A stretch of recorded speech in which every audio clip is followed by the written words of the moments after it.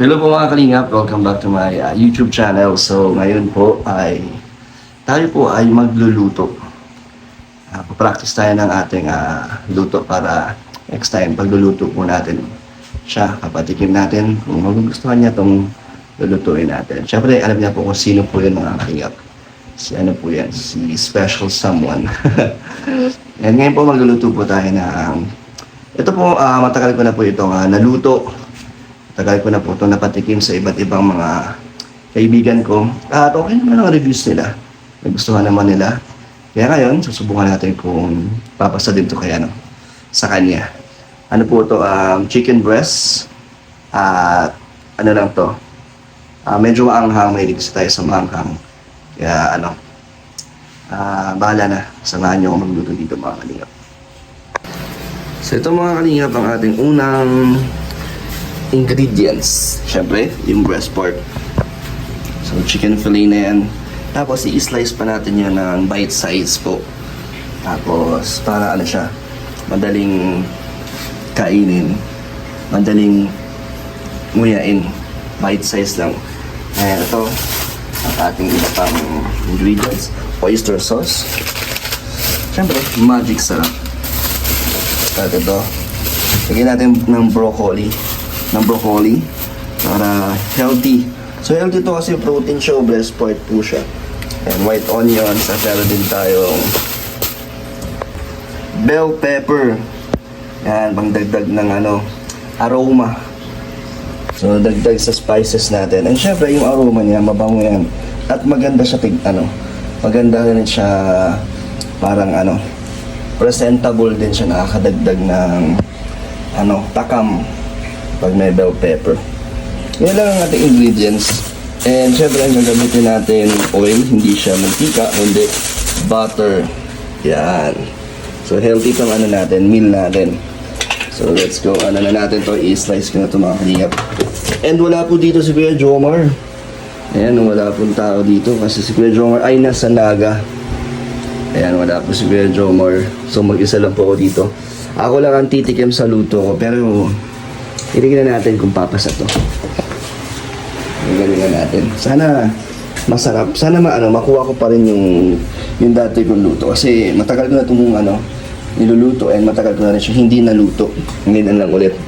Ngayon lang tayo sinipag magluto eh. Kasi nakabili kami ni Kuya Jomar ng na electric stove. Ayan kami.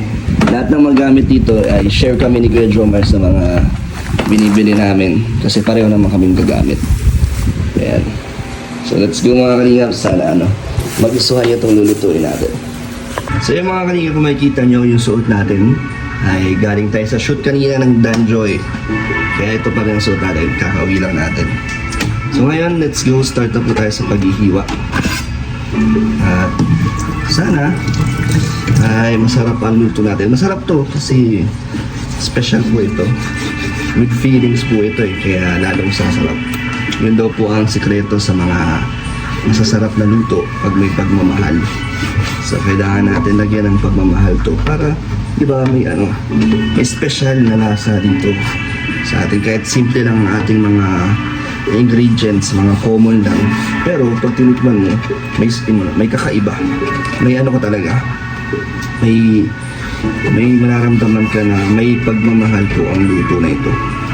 Kaya ganun po ang sabi ng mga nagluluto, mga chef, na dapat gusto mo itong pagluluto, may kundi mo passion, dapat gusto mo din, para mahal mo din yung lutong gagawin mo. Para pag natikman po ito ng mga tao, talagang papawaw sila. Sana masarap ito na. Ayan mga kalingap, ganito yung bite size, mga cubes lang, cubes. Ganyan lang. Actually to mga kalingap, di lang ito pang ulam. Masarap din itong papakin. Masarap din siyang pampulutan. Yan ang nagturo kasi dito sa akin talaga kung paano ko nalaman itong luto na to. Yung pinsan ko sa side ng mama ko sa Chua, mahilig kasi silang magluto. Kaya natutunan ko to, tinuro sa akin to dahil naging paborito ko to nung natikman ko to. Bata pa ako nun eh. So niluto niya hanggang sa lagi kong nire-request hanggang sa tinuruan niya na ako kung ano ba yung mga sangkap at kung paano lutuin. So hanggang ngayon talagang ito, natandaan ko na at gustuhan ko din talaga. Pati mga ibang kaibigan pag nag-aano kami, nagsuswimming, nire-request din nila lutuin ko to. Hindi ko alam kung nasasarapan sila. So ayun, maghihiwa muna mo tayo mga dito, mga sangkap. Abangan nyo kung anong kalalabasan nito, kung matatakam po ba kayo sa ating luto. At syempre, ang luto na to, syempre para sa kanya talaga. Sana lang mapatikim natin sa susunod. Kayo muna po ang mag-judge sa akin dito kung papasa na po ba para sa kanya. Syempre dapat i-perfect muna natin para pag natikman niya, sure na, di ba? Makukuha na natin ang matamis niyang oo. Napasado ang luto natin. So, ayan. Bilisan na natin ito mga kalingap. Habang nagluluto tayo mga kalingap, syempre nagluluto tayo ng premiere ng Danjoy. Kiligin din tayo dito. Start pa lang. Luto muna tayo dito. Ayan o. Dalawang pirasong breast part lang. So kung ito total po natin tong budget natin, siguro nasa lang po ito. 200 pesos lang, meron na lang kaya na nito makagawa. So tipid din po siya. Yan ang mga sangkap po.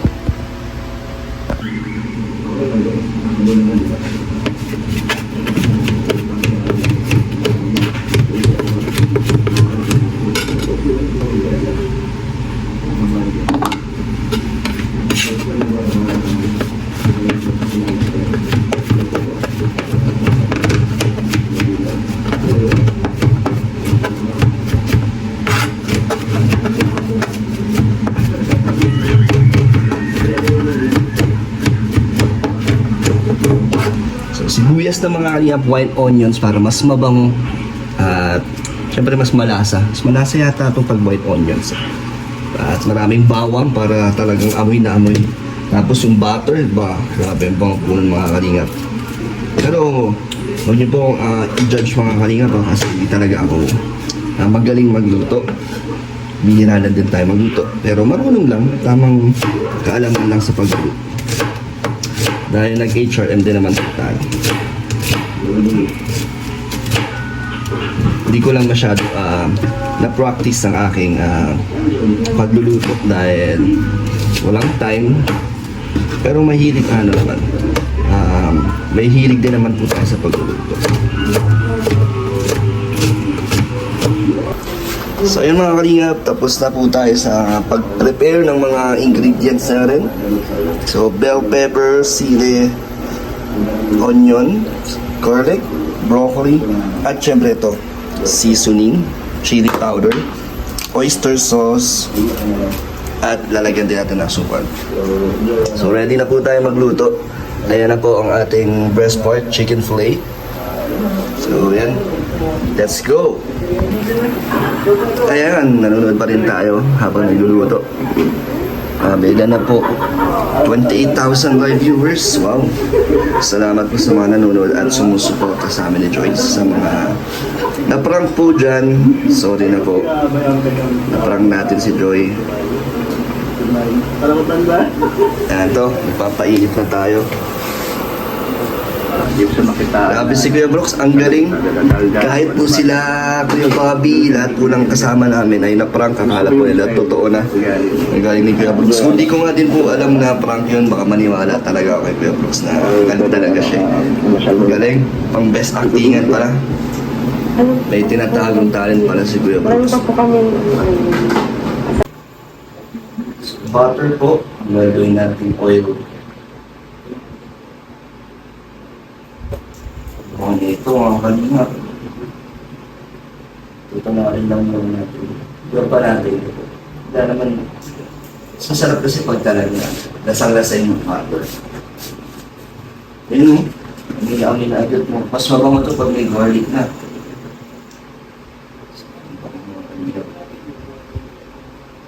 So magigisa muna tayo.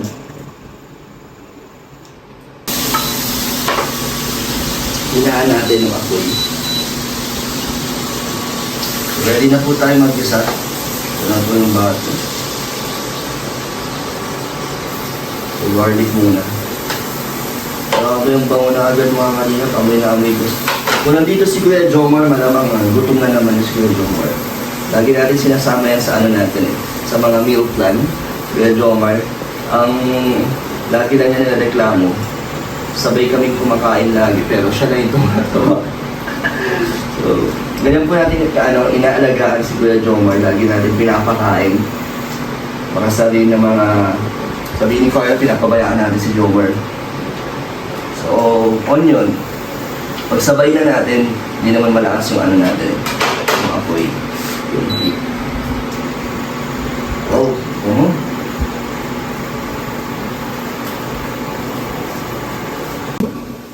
And itrituloy na po natin ang chicken fillet para sumabay sa ano, para kumapit talaga yung lasa ng butter at ng garlic and yung ano, onion. So hindi naman to ano eh, dito sa baw, medyo sauce lang siya, sauce. Alam, makikita niyo mamaya ito. So healthy tayo eh, healthy living. Breast pork, tapos may broccoli, tapos butter ang oil natin, di ba? Healthy po mga kalingap. Patikim din natin ito yung kalingap para sa iba pang flavors kung magugustuhan nila. And syempre sana magustuhan talaga ito ni Miss DJ.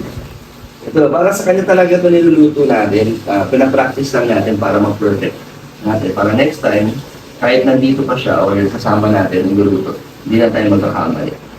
Kasi nakakaba po lagi yung kasama namin si Joy. Talagang ewan ko bakit ako pinakabaan. Kaya lang natin muna ito na maluto.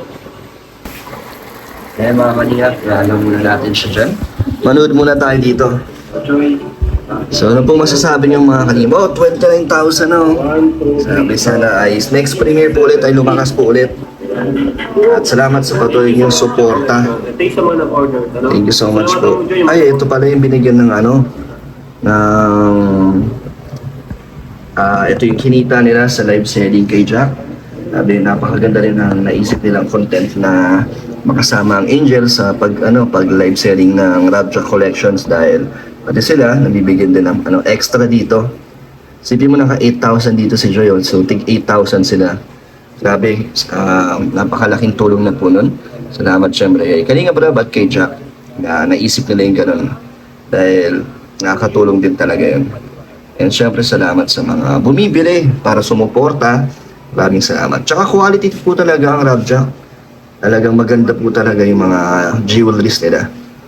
Pwede talaga pang okasyon, pang araw-araw. Sulit naman talaga. Quality po talaga. Ayun si Joyo.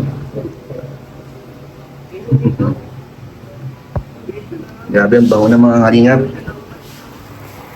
Nagugutom na po ako. Ako lang mag-isa kakain na ito, magugus ko yan. Ito mga kalingap, lagyan na natin yung broccoli para lumambot. And syempre, titiplahan na natin. Lagyan na natin ng mga pampalasa yan. Konti lang yan. Lagyan na natin ang oyster sauce. And chili powder. Mamasitas oyster sauce. Ito yung magbibigay ng sauce dyan. Ito yung magpapasalsa. Meron ba dito? Ako Kuya Jomar, pag nakita mo to, siguradong i-request ni Kuya Jomar. Kasi unang-una healthy living na daw si Kuya Jomar eh.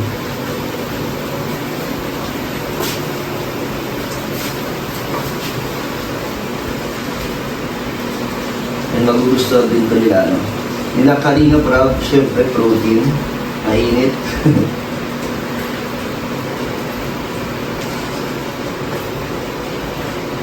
Chili powder, not so much spicy. And sili, at yung bell pepper. Yummy. Tatakam na pa kayo mga kalingap. Ako nga rin eh, gusto ko na nga po itong tikman. Siyempre, sana, napatikim din natin ito kaya enjoy. Wala sana sayang na si Kuya Jomar, siya sana unang makakatikim niya ito para malaman natin kung papasa ba ito sa ating special someone. Ito na ang niya mga kalingat, ang buong ingredients, so antay na lang natin siya maluto. Papatuyuin natin. Mamaya titikman natin ito, okay na. Lagyan din natin ito ng asukal. Lumapot din, pampalapot dito asukal eh. And syempre, pang balance sa anghang. Mamaya, tansya natin kung okay na. Tikman natin ito mamaya. Bango. Sa pa lang, sa amoy pa lang, pasado na. Magbango na. Pero titingnan natin kung pati yung lasa pa ay pasado. Titingnan natin yung sauce. Kulang pa. Maya-maya. Kulang pa sa Kulang pa sa lasa. Walang lasa. Ganun. Yan mga kalinga, pinantay na lang natin. Lumapot. At pag mukhang creamy yung sauce niya. Yung lasa kasi, pasok na siya sa panlasa ko. Nakuha niya na yung talagang lasang gusto kong makuha. So, antay na lang natin to. Mamaya pag tuyot na to, pag wala na siya masyadong sabaw, mas na siya tignan. Mas nakakatakam na. So mga kalingap, luto na siya. Titignan natin yung final na timpla natin.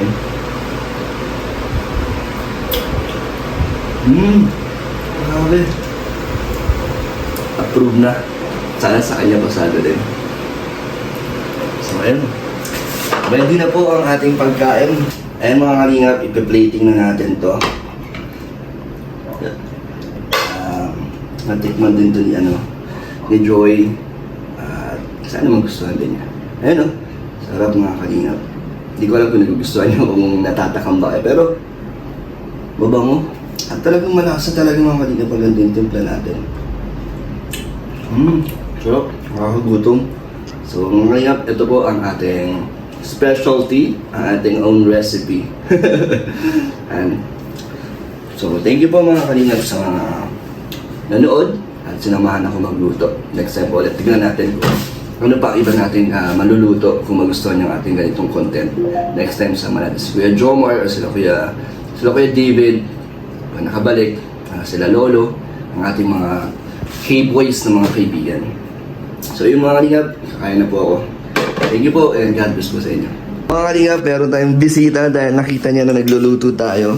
Sunod ko kasi sa GC at biglang pumunta si Lolo. So, para kay kasi yan eh. Alam mo na kanina yan, di ba? Oo. So, tikman mo. Kung papasa sa Tikman ko kanya. Wala naman ulam eh. Ito pang. Ano masasabi mo? Binili mo lang ata ito sa labas eh. Bakit na? Pakita ko pa sa'yo paano ko niluto. Hindi, masarap kuya. Sarap. Pasado. Parang binili mo nga lang sa buti may video ka. Para may katunayan. Gano'n mo pala magluto. Kasi kung wala, di ka maniniwala na luto ko yan. Grabe ka. Kasi di ko man ikaw nakikita magluto eh. Wala sa lukso na marunong magluto. Grabe ka, HRM naman ako. Ano siya? HRM naman ako. Kaya... Masarap, ganun, sobra. Yun, thank you, Kung thank gusto you. niya ito. Kain na. Kain ka lang dyan.